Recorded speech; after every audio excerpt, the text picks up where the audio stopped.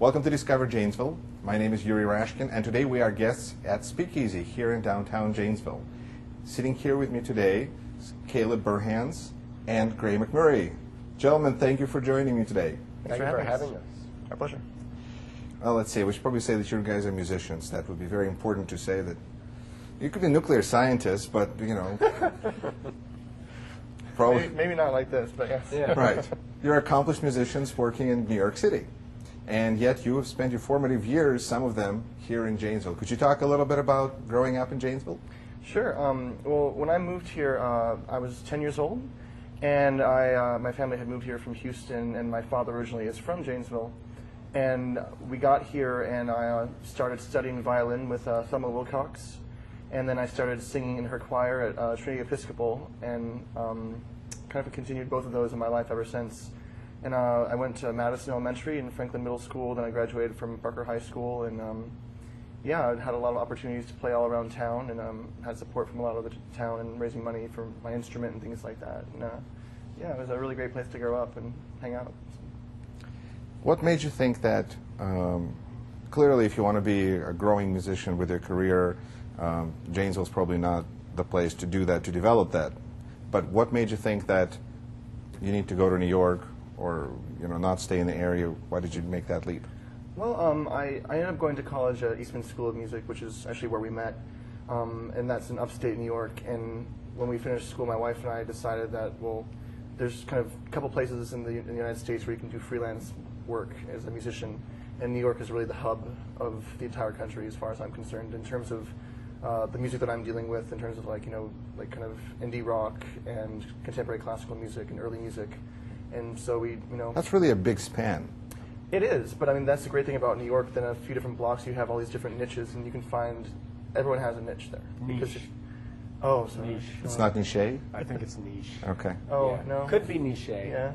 You know, You sure? I'm pretty sure it's Okay. niche. It has all that stuff that he's talking about. With an E, yeah. Yeah, I don't know about that. No, But it's it has all these things, and it's, everyone has a thing for themselves, which is really unbelievable, and you can go from one thing to one thing in the same day, and it's pretty great.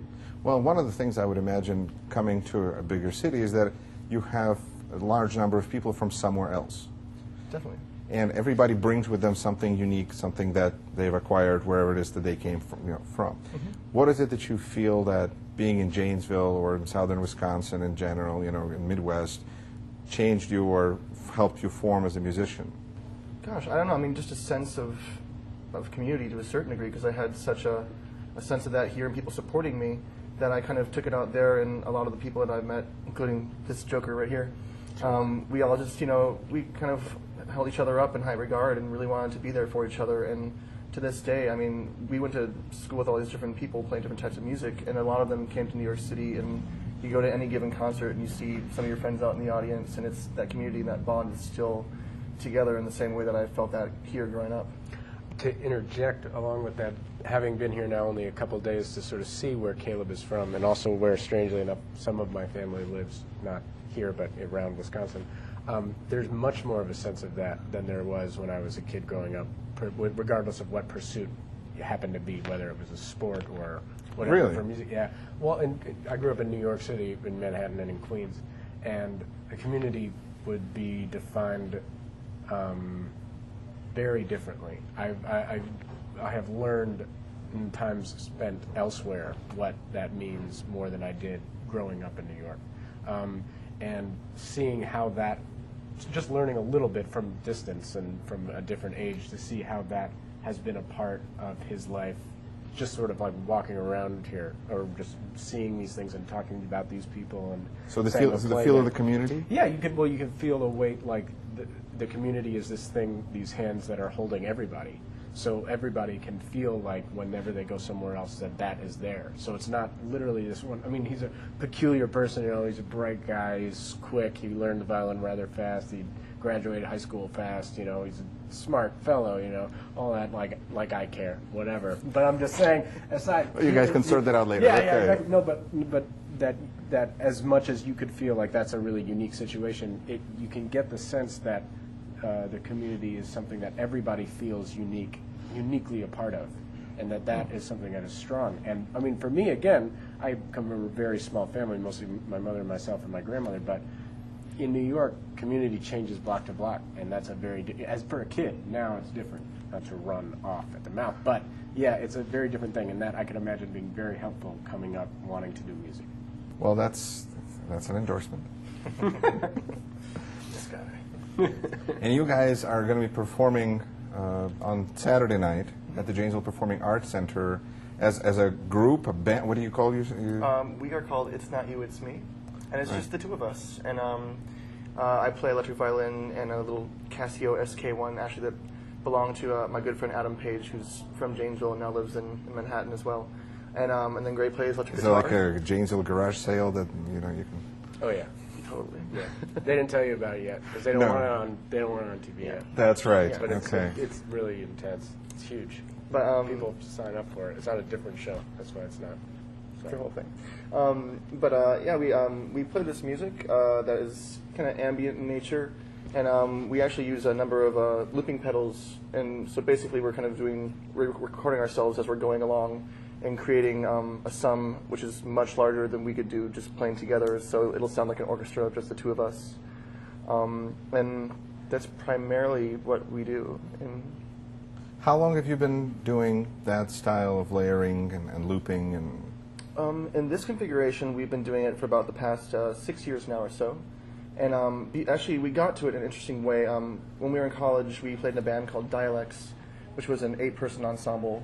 And it was going for the same kind of idea of this kind of beautiful music striving for something greater than itself. When we finished college, we all kind of went our separate ways, and Gray and I ended up in New York together. And we wanted to continue making that type of music, but we figured, well, we're only 2 people, and so then we started to figure out, how are we going to do that? And then the kind of looping pedals came into play with that to try and forge that same kind of idea of making this big thing with just a couple of us. Cool. You wrote a piece called Requiem for General Motors in Janesville, Wisconsin. Yeah. It feels kind of like a local experience that clearly you feel strongly about. Yeah. Can you talk about that piece? What thoughts you had going into it, how you expressed what you were thinking through music? Sure. Well, it's interesting. I play in another group called Newspeak, which comes from the 1984 novel, and it's my friend's group that he leads that, and I play electric violin in the band. And most of the music is political in nature, so they asked me to write a piece that was political in nature, and it was right about the time they announced that they were going to close the plant. And I mean, I have family that worked there and friends and people. I knew it was going to deeply affect the whole town. I mean, it was almost 100 years old when they closed it. And I mean, albeit when I was in town and I was like the artsy kid with his nails painted, skateboarding and stuff, I didn't really like the General Motors in town. I thought it was ridiculous because like all the kids that like beat me up or like chased me and stuff, like their parents worked there, and I just was like, well, what's going on with that? And I kind of resented it in a way. And then I realized, well, it's the backbone of what this city is about. And so when it came time for the plant to close, and I started thinking about it, I thought, what a huge loss. What is this going to do to Janesville? And I thought, well, it deserves a requiem in a way, because it's, not as it just this plant or people's jobs, but it's part of this town. And it's very open-ended, kind of up in the air, because we don't know what's going to happen.